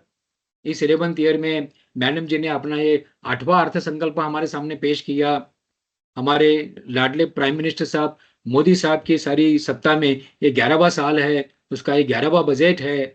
Okay, so when you monitor a country for what you call 10 years and you come into 11th year, एक जो दृष्टि होनी चाहिए economy के structural changes के लिए, वो दृष्टि मुझे हर बार हर साल, I can make a very honest statement, except the year 1991 when our prime minister that time and our finance minister, आपको पता है, they started opening up the economy and then we became part of the global chain, the global economy. Since 1947 to today 2025, of course 1947 to 1970, okay, we kept on building the economy, we created great institutions वगैरह वगैरह, ये सब मैं मानता हूँ. But the promising sector, the most important sector, okay, for decades and centuries, that is agricultural sector, इसमें हमें रचनात्मक काम करने की जरूरी है, because it generates, I repeat, 50% of our employment and its contribution to GDP is hardly 18%. We work with many tractor manufacturing companies. We have worked with NABARD. We have worked with Agricultural Finance Corporation. Okay, I have spoken to around 500 farmers from Maharashtra alone, from various parts of Maharashtra during last 2 years. Therefore, I understand their problems. I understand their priorities. Okay, they are not wanting some great concessions or what you call great help from the government. What they want, only 3 things. Number 1, reasonable freedom to market their commodities. Okay, तो pricing का problem अपने आप छूट जाएगा. Number 2, marketing mechanism. And number 3, most important, promoting them, bringing them together through a cooperative structure. इस पर मैं और 2 minute लेता हूं. Just day before, there is a place in Madhya Pradesh called Harda. I think close to Indore and close to Bhopal, दोनों के बीच में है. A Marwadi friend of mine has brought together around 5,000 farmers there. Second example is from Maharashtra, near Nasik, 20 kilometers from Nasik. A friend of mine with a surname called Mr. Shinde. He has brought together same number of farmers. And today, their collective farming organization annual turnover, you can't believe, 1,500 crore. If you want to visit, I can give you his number. Go make a visit to Nasik and make a visit to his plant. Okay, a fantastic example where you can bring farmers together. And when I speak to these people about the budget of this year, they also echo with me. They also tell me the same thing, that structural reforms in agriculture, textile, okay, small scale manufacturing are required. And there the very, the very technique is through the budget. Of course, I agree with most of you. During Nani Palkiwala Saab ke jo din the, I was a young lecturer at Jamnalal Bajaj Management Institute. Every year, devotionally, I would attend, okay, his lectures, a very nice analysis. And then it was very attractive also. Why? Because a lot of announcement was done through the union budget. आजकल क्या होता है? Before the union budget, even after the union budget, the announcements are very, very simple. और union budget का इतना discussion होता है, okay, and then different sectors and different groups of people, they prefer to look at the budget only for their own interest. So practicing chartered accountants, finance consultants would look at taxation, would look at those subsidies. Okay, ये क्या होता है फिर? You are not looking at the entire elephant. You know the story of those 6 blind people. किसी को लगा उसका पाँव ही हाथी है, उसकी पूंछ ही हाथी है, उसकी गर्दन ही हाथी है. When you look at the budget, look at the entire elephant. Okay, then you can read between the lines and go beyond the numbers.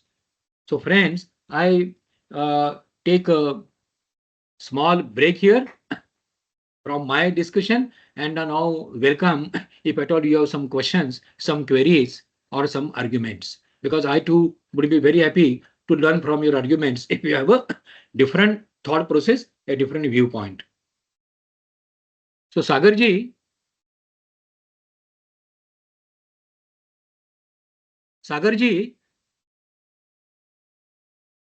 Yes, sir. So Okay. I was thinking if we can have some question answer, Yes, and sure, if there sir. are some if there are some queries, you read out and I will try to answer them as much I can. I can see there are no question answer. We have one received a good comment from the Ashish Deshmukh sir. Okay. In India, agriculture economy is a political issue. If government starts doing something for farmers, political parties with terrorist funds sealed all Delhi borders, still government is doing a good for financing the farming implements. So I would be happy if you talk about the positive points also.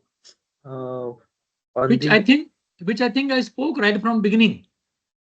I always yes, said different funds created, different supports given. But every time I said that when you look at a short-term solution, we have to also look at long-term structuring of the economy. मैं बार-बार वही correct. कहता आया हूँ. Yeah. Yes. Next we have the question from the Pradeep Vanderkar sir. What will be Yeah. the effect of AI service sector? Oh, yeah. I think maybe Sagarji, I can WhatsApp you my latest Marathi article on AI. I learn a lot from my son and my son-in-law. Both are outside India, but both work in AI sector, and therefore they have been educating me, and I'm learning from them. Definitely, AI will have an impact on robotic jobs. Especially, we management accountants should remember, okay, how can we improve our value chain? I take this opportunity to invite all of you. I think it is on 2 + 9. I think it's on 16th of February, a one-day seminar at Nagpur, organized by Nagpur chapter. So if you can come there, we have exactly this topic. Okay, how a cost and management accountant can improve, expand his or her value chain and become a strategic advisor to the corporate world, to the economy, even to the SMEs. हमें वहां जाना है because I can definitely tell you AI will certainly demolish most of the robotic jobs. Okay, they be in accounting, they be in the robotic auditing exercises. Okay, they be in the very simple what you call exercises of tax calculation, etc., etc. I am talking about the finance area, even banking services. Okay, हर जगह AI घुसने वाला है, rather I would say वो घुस चुका है, and to what extent are we aware of it? Therefore, our solution should be how do we upgrade our value chain, our contribution, our value contribution to our client, to our organization, to the economy. हमें उस पर काम करना है.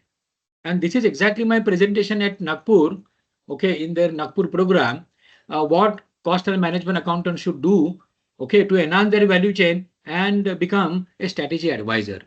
Okay, in nutshell, I would say exactly what is there for strategic management accounting.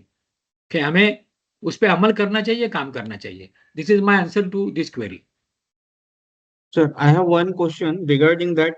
Our Madam Finance Minister has taken a bold step that they have reduced taxation for individuals up to 12 lakhs. They have exempted. But I was going through the budget numbers in which there is a 13% jump in the tax revenues of income tax.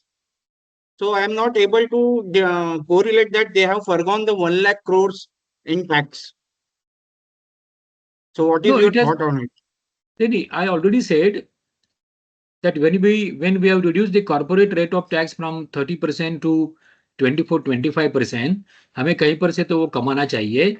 Therefore, there has been, I would say unreasonable pressure on GST collection. Okay, number one, and number two, the rate of taxation, the highest rate of taxation applicable to us around 30%. Okay, so direct income tax collection पे pressure तो आएगा ही. Okay, therefore, number wise, percentage wise, this 12,75,000 exemption, etc. I echo the finance minister, right? It looks a very attractive proposition for the middle class. I would say, sorry to make this statement, please forgive me, the voters of the present government, उनको अच्छा लगता है, उस पे काफी euphoria हुआ. Okay, but going forward, to what extent we should depend on direct taxation and indirect taxation. इसमें economics है, इसमें स्ट्रेटेजी है. Okay, and specially when I connect indirect taxation with agriculture, I have a big worry there. हमसे ज्यादा indirect taxation, हमसे ज्यादा, if I compare an urban family of mine and a farmer's family, I can tell you very honestly, a farmer's family pays much bigger amount of GST or indirect taxation compared to my family. इस पे हमें काम करना चाहिए. और बोलिए. Sir, there is one question from my side. हाँ. Basically, government has declared this period as a Amrit Kala and targeting 2047 as the converting India as a developed country. So for that, it is people wants, some people says 8% GDP growth, or some says either double digit. But whereas actual is coming somewhere 6.45 to 7%. So with this budget, what you see on a consistent basis, what could be the GDP growth of India? I think I already made a statement in the beginning of my discussion.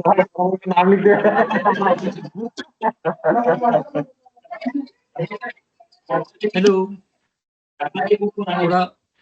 Please थोड़ा mute हो जाइए. हाँ, I already made a statement in the beginning of my presentation. Even if you take 2% increase in population conservatively, in 2047, what would be our population? Number two, I spoke about a parameter per capita income.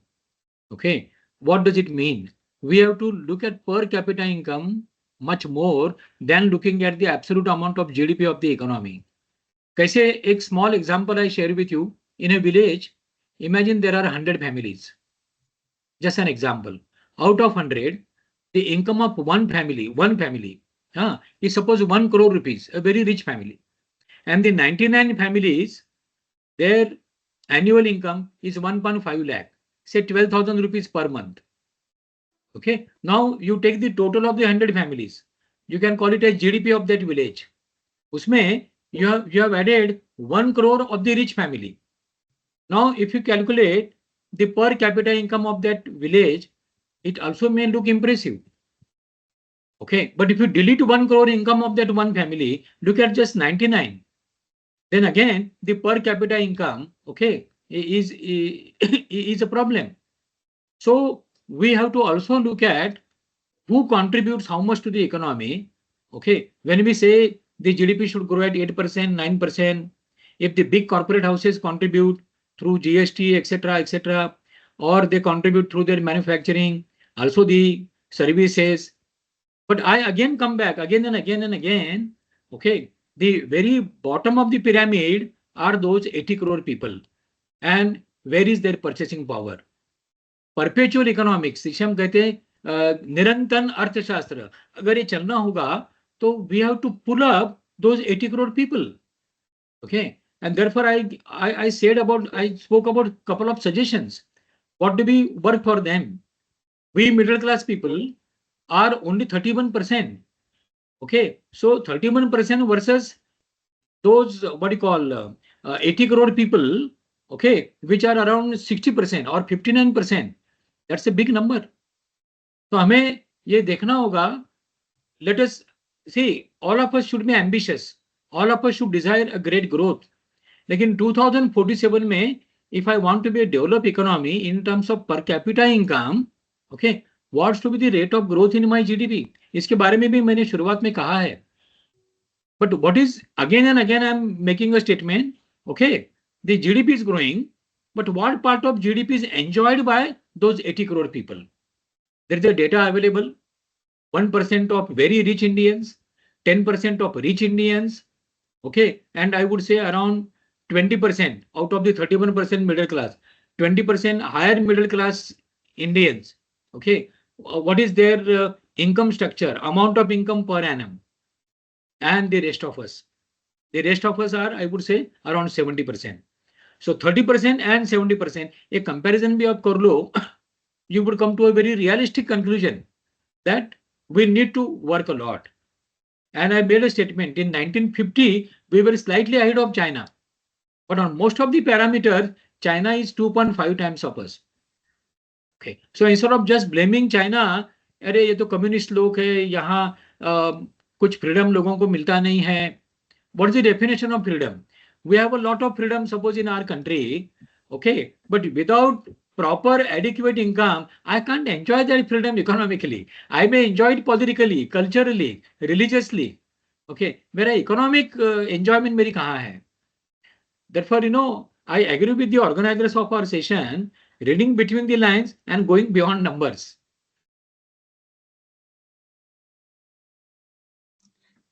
Sir, one more question is there. Yeah.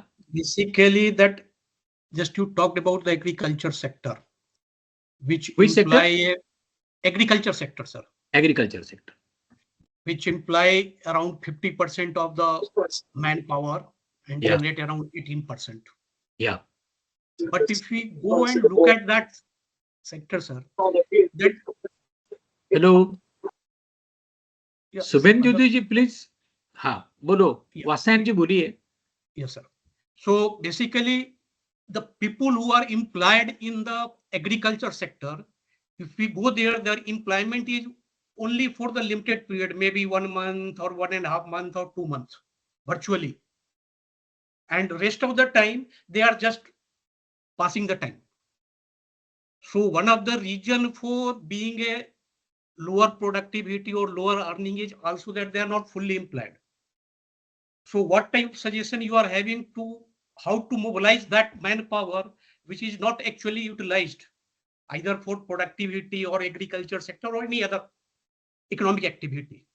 Vasan ji, with a very humble note, I would prefer to disagree with your one statement.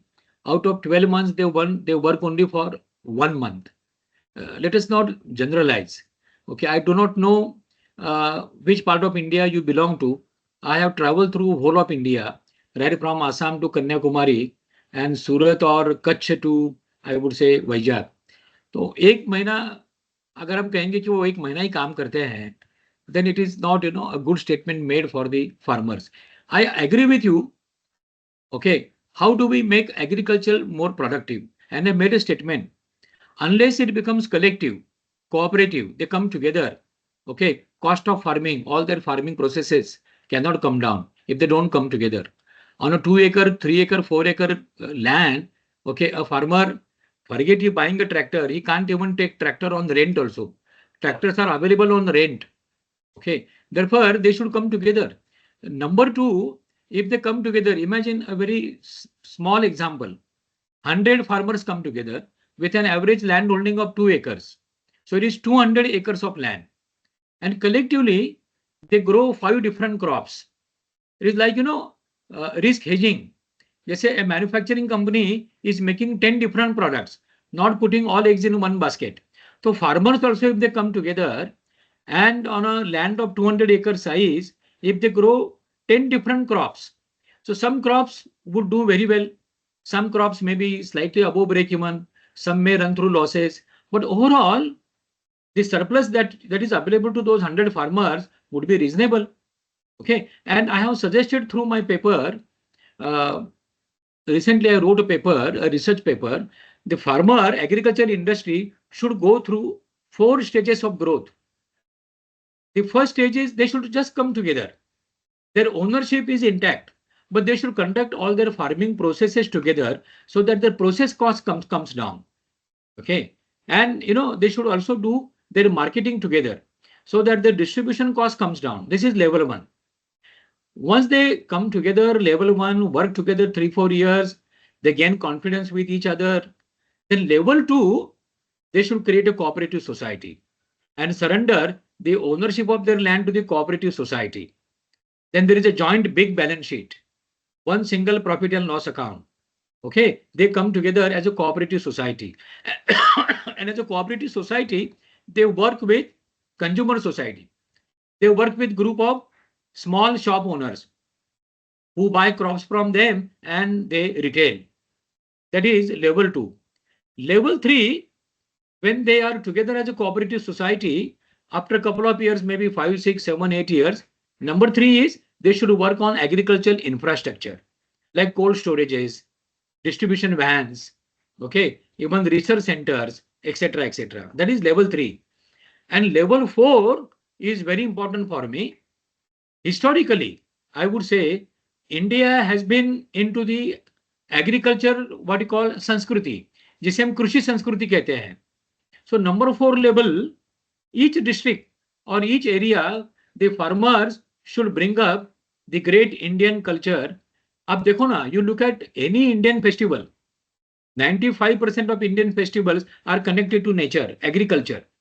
Okay, so number 4 is they develop a lot of what you call scope of agro-based industry, generating jobs for their children, better education for their children, better medication, infrastructure, water management, okay, locally available.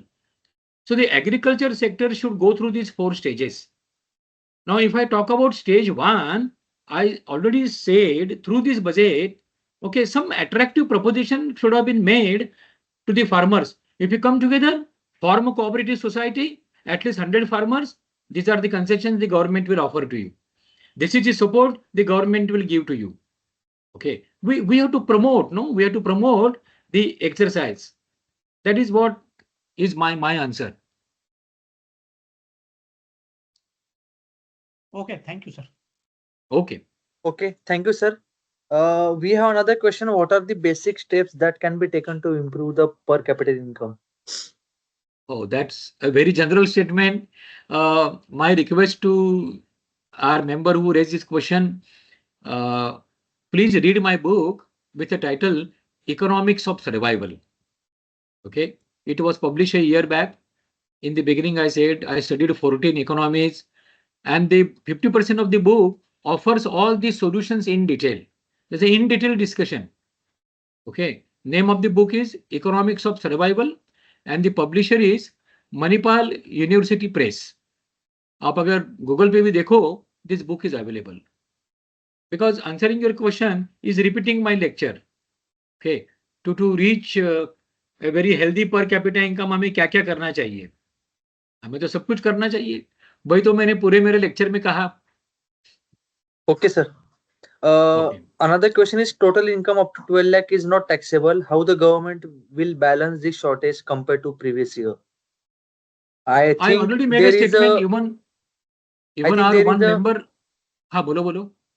I think there is a tax by having no tax till 12 lakh. Government will get burden with 1 lakh crore Exactly. per year. Exactly. How Yeah. they are going to balance this? I think this much of amount will be in the hands of common people, and those common people will start spending on that amount. and once they start spending that amount, then GST will be collected, and that revenue cycle will, economic cycle will get momentum. So this is my view. Maybe sir, you can share your view as well. No, I would say it is a predictive view. For the size of Indian economy, 1 lakh crore doesn't matter much for the size of Indian economy. Okay, and there is no guarantee that if middle class people save, they would buy. Okay, by nature, we Indians are for savings. Okay, and now for a 1 lakh rupee salary a month, forget metro cities, maybe some 10 metro cities. Look at semi metro or even taluka level. Somebody's salary is 1 lakh, income is 1 lakh. How much he spends per month? I can tell you, not more than 30,000 rupees a family would be spending on basic needs of a family for a month. 30,000, maybe I would say 40,000. Okay, तो आप उनको tax exam करते हो, the remaining amount would go into saving, क्योंकि हमारा saving का nature है. And I can tell you, our average saving was around 20% a decade back. That has come down to around 14-15%. And that becomes a problem of capital formation. Okay. So these are economic issues. Okay. They are entangled with each other. तो इसका answer इतना simple नहीं है. Okay. We can't oversimplify and make a statement 1 crore इतना क्या बोलते हैं बच गया, that would come to the market, they would spend more. Okay. See, we are again an imperfect economy. Even the government admits that the type of data government collects is not perfect. Okay, we are not like an European economy, Japanese economy, or American economy where automation is maximum, data collection automation is maximum. Therefore, it is database decision making. हमारे यहाँ database decision making इतना ज़्यादा होता नहीं है. Okay, we even don't have any reasonable data about the unorganized sector. हमारे पास कहाँ है data?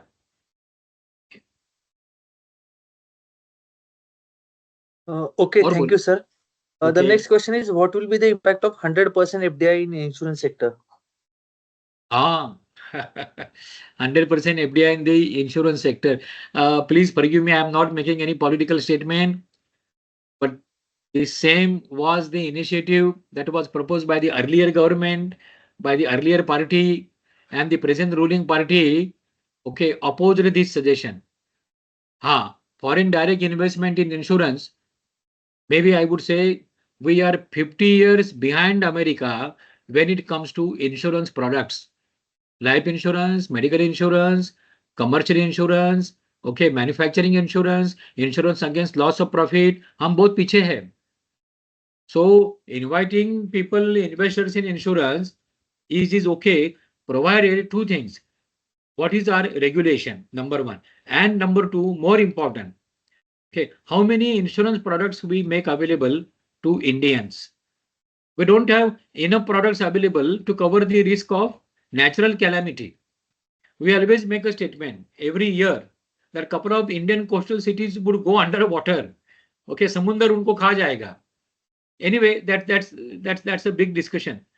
But then insurance products which are available to us, the number, the variety, the regulation, implementation, not great, not good.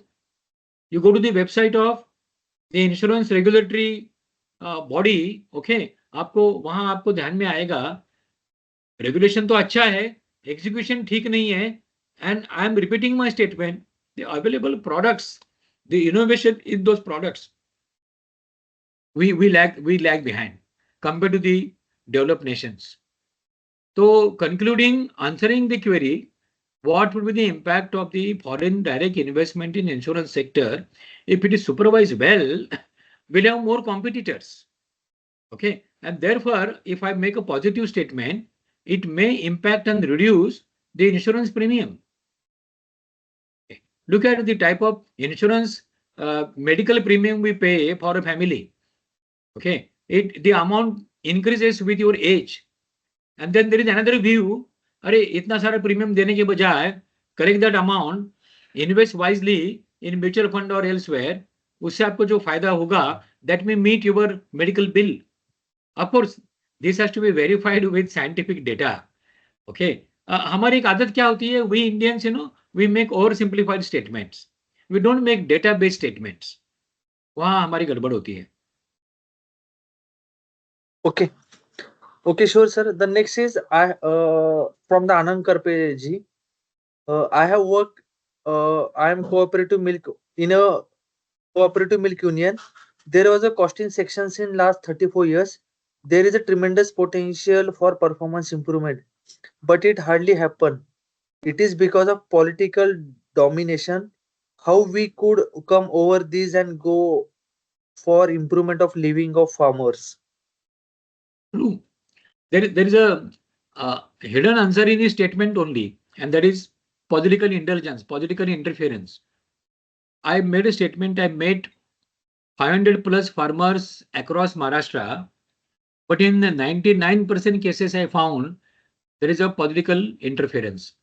फिर ये आपके पूना के पड़ोस में नारायणगांव जुन्नर है, या नीचे कोल्हापुर सातारा सांगली है, या इधर नागपुर वर्धा यवतमाल है, या इधर फिर नासिक नंदुरबार है. Okay, and if at all we want to break it, that is what I'm coming back again and again. The first level reform in agriculture is the government to promote, support, okay, encourage farmers to come together without a political bondage. जैसे the Democrats and the Republicans in America, they do not debate on principles, practices, and priorities in the interest of the nation.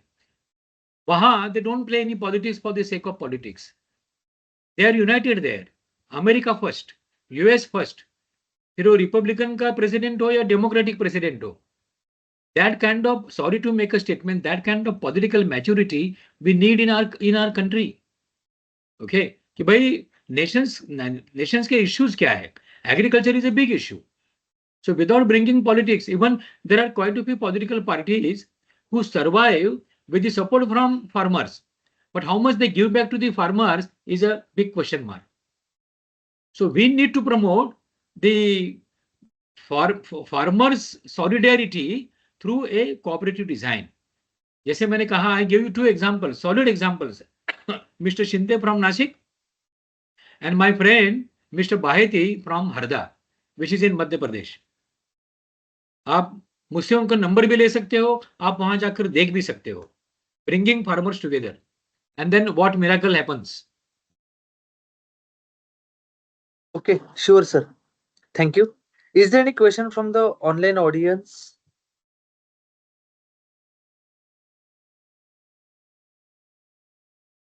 Okay, so if no question is there, then sir, today we will move up for the wrap up of the today's session. Yeah. So now I would request CMA Atit Shah ji to conclude with the today's session with the vote of thanks. Thank you, Sagarji. We are all on behalf of ICMI Pimpri Chinchwad Akodi chapter. We extend our sincere gratitude for your participation in the webinar Budget 2025 Beyond Numbers and Reading Between the Budget Lines.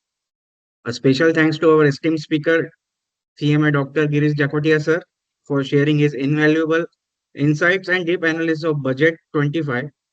His expertise helped us beyond the numbers and truly understand the strategic and economic implications, where he discussed EVA, global wage concept, different economies, quantitative easing.